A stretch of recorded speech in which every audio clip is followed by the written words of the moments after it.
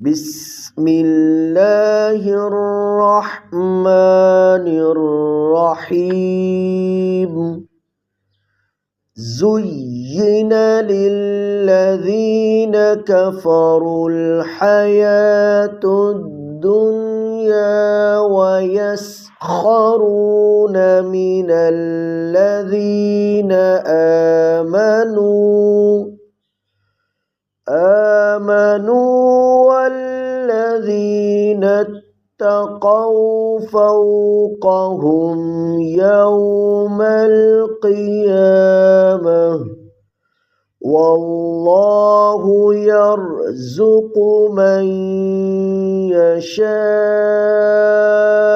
بغير حساب صدق الله العظيم.